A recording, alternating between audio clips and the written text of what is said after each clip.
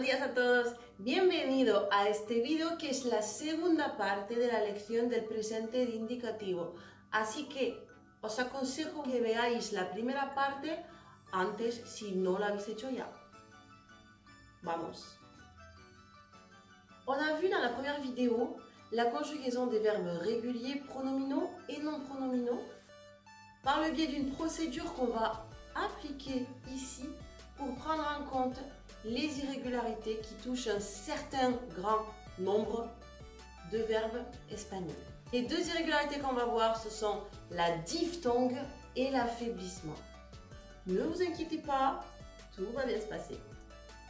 Être à diphtongue ou à affaiblissement, ça fait partie de la nature de ces verbes-là. Alors, dans un exercice d'espagnol, la diphtongue ou l'affaiblissement vous sera signalé, ou ce sera en gras ou souligné, comme ça vous saurez. Sinon, vous pouvez aussi apprendre par cœur l'immense liste de ces verbes-là. Je vous dis bon courage, allez-y, faites-vous plaisir. Mais honnêtement, je ne suis pas persuadée que ça marche bien. La solution qui me semble la plus adéquate, c'est au fur et à mesure que vous découvrez de nouveaux verbes dans votre apprentissage de l'espagnol, vous insistez un petit peu sur le fait qu'ils soient à diphtongue ou à affaiblissement quand c'est le cas, pour intégrer ce paramètre-là à votre apprentissage du vocabulaire pour ces verbes-là. La diphtongue, el diftongo en espagnol, c'est une irrégularité qui touche le radical de certains verbes à des personnes précises. Il s'agit des personnes 1, 2, 3 et 6. C'est-à-dire toutes sauf nous et vous. Choisissez le meilleur moyen, ce qui résonne le plus pour que vous mémorisiez ça. Et la diphtongue, elle peut prendre deux formes. Lorsque c'est un O qui diphtongue, il devient UE aux personnes 1, 2, 3, 6. Et lorsque c'est le E qui est touché par la diphtongue, il devient IE. Toujours aux personnes 1, 2, 3 et 6. On va voir ce que ça donne avec des exemples, mais sachez que on va appliquer la même procédure pour conjuguer que ce qu'on a vu précédemment. On va juste intégrer cette irrégularité en tant que paramètre, mais ça ne change pas grand-chose. Alors, on va faire ça avec le verbe poder, qui est le verbe pouvoir, et le verbe pensar, qui sont des verbes à diphtongue. C'est dans leur nature de diphtonguer. Et il se trouve qu'au préambule indicatif, cette irrégularité s'active. Alors, on prend notre procédure habituelle maintenant, c'est-à-dire que je cherche AR, ER, IR sur l'infinitif. Ça me donne le radical. J'analyse le radical et là, je détecte une irrégularité. Le O deviendra donc UE aux personnes 1, 2, 3 et 6.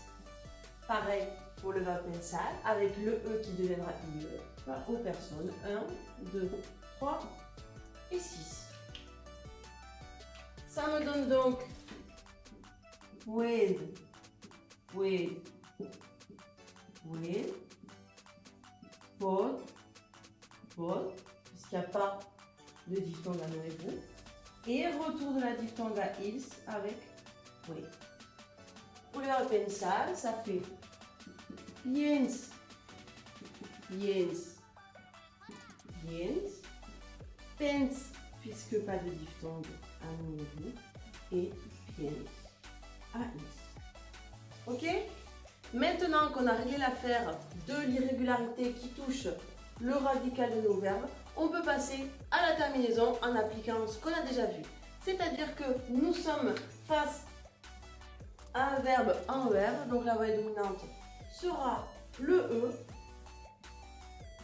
Pour pensar, c'est avant AR, donc ce sont des A. Et ensuite, je mets les particularités de chaque personne, c'est-à-dire OS rien, MOS, IS accent sur la dominante et M. Et pareil, pour pensar OS rien, MOS, IS accent sur la dominante et M. Et voilà comment on a réglé cette affaire de diphtongue. L'affaiblissement, c'est un petit peu comme la diphtongue, d'accord? C'est-à-dire que c'est aussi une irrégularité qui touche le radical de certains verbes. Et cette irrégularité, elle va aussi intervenir aux personnes 1, 2, 3 et 6, c'est-à-dire toutes sauf nous et vous, tout comme la diphtongue. Ça tombe bien, d'accord? La différence, c'est que là où pour la diphtongue, le O devenait UE et le E devenait IE, l'affaiblissement, c'est la voyelle E qui devient I, qui s'affaiblit en I, puisque le I est plus faible que le E. Ne cherchez pas, c'est de la linguistique, etc. Apprenez ce fait-là. D'accord? Alors, la différence avec la diphtongue aussi, c'est que l'affaiblissement ne va toucher que des verbes du troisième groupe, que des verbes en IR. D'accord? Ça rend la chose un peu plus simple.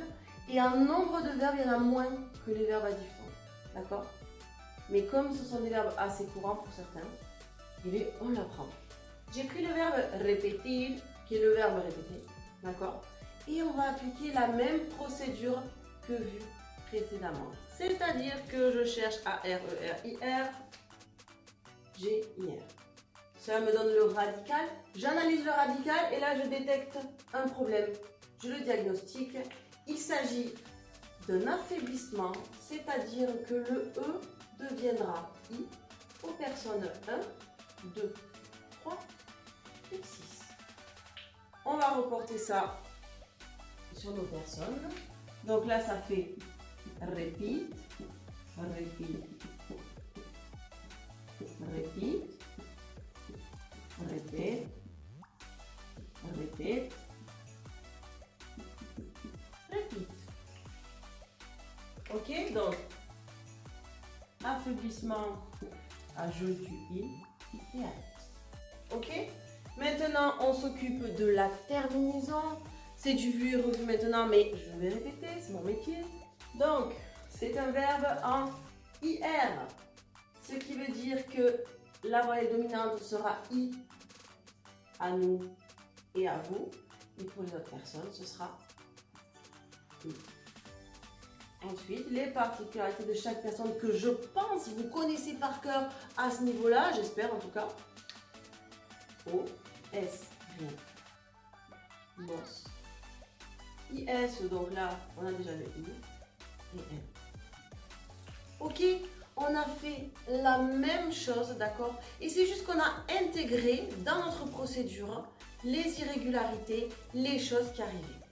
D'accord? Donc, apprenez la procédure, apprenez des éléments précis qu'il faut savoir et après, vous saurez tout conjuguer.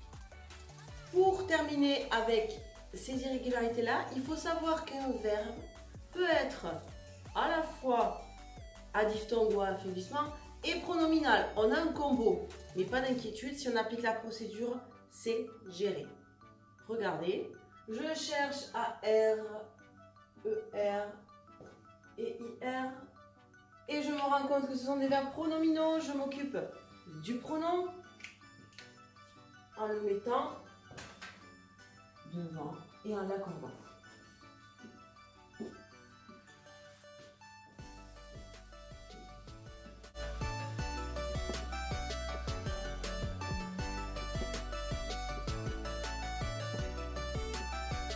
Maintenant que j'ai réglé l'affaire du pronom, je m'occupe du radical. Et sur le radical, je détecte des choses. Alors, pour le verbe acordarse, qui au passage est le verbe se souvenir, je vois que c'est un O qui deviendra UE aux personnes, comme on a vu précédemment. 1, 2, 3 et 6. Pour le verbe perderse, le verbe se perdre, c'est un E qui deviendra IE, diphtongue, aux personnes 1, 2, 3 et 6.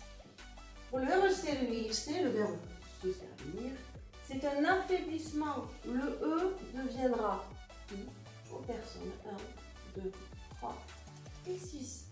Donc, je m'occupe de tous les radicaux. Là, ça donne acuerde. acuerdo. Acuerdo. Annullez-vous, accorde, accorde. Et retour de la diphtongue à la troisième personne. Perderse, ça donne hier, hier, hier, perdre, perdre, perdre. Ok, ça c'était pour les deux verbes à diphtongue. Pour l'affaiblissement, ça fait sirve, sirve, sirve, serve, annullez-vous, pas d'affaiblissement, et sirve.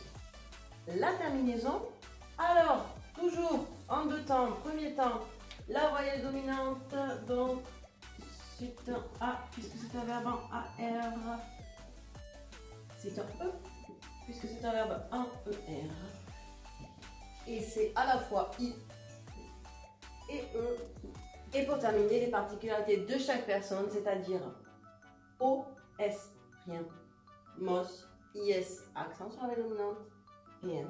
Et je rappelle que ce sont les mêmes au présent indicatif pour tous les groupes de verbes. AR, ER, IR.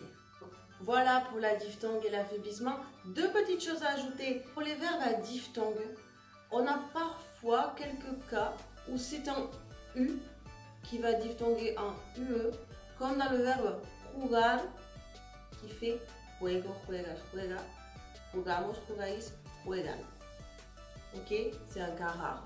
Et deuxième chose, qui est une astuce, si vous savez qu'un verbe est à diphtongue ou à affaiblissement, mais que vous ne savez plus quelle est la voyelle qui subit cette irrégularité, ce sera la dernière du radical, la dernière avant la terminaison. Je vous montre avec des exemples. Pour le verbe despertar, qui est le verbe réveiller, hop, c'est ce dernier E, donc la dernière voyelle avant la terminaison, c'est le E qui diphtongue. Pour le verbe devolver, qui est le verbe rendre, c'est donc le O qui va diphtonguer. Et pour le verbe préférer, quel est le E qui va subir la diphtongue? C'est celui-ci, puisque c'est le dernier du radical. Donc c'est dans le cas où vous savez que ce sont des verbes à diphtongue, mais que vous ne vous rappelez plus quelle est la voyelle qui diphtongue. Voilà tout ce que je pouvais vous dire sur la diphtongue et l'affaiblissement. C'est-à-dire qu'on apprend par cœur ce que sont la diphtongue et l'affaiblissement. Et ensuite, on les inclut dans la procédure pour conjuguer qu'on a vue depuis le début. Alors, en ce qui concerne les irrégularités, on n'a pas terminé. D'accord? On a fait un gros morceau, mais il nous en reste, désolé. Et ce sera l'objet de la troisième vidéo où on verra les irrégularités qui ne touchent que la première personne du singulier, donc les irrégularités à jeu. On verra aussi les irréguliers inclassables, dont on apprend la conjugaison par cœur, et puis voilà. Et on terminera avec les modifications orthographiques qui nous sont imposées, dans certains cas, par la conjugaison. On garde la pêche et on passe à la troisième vidéo. Vamos, hasta luego!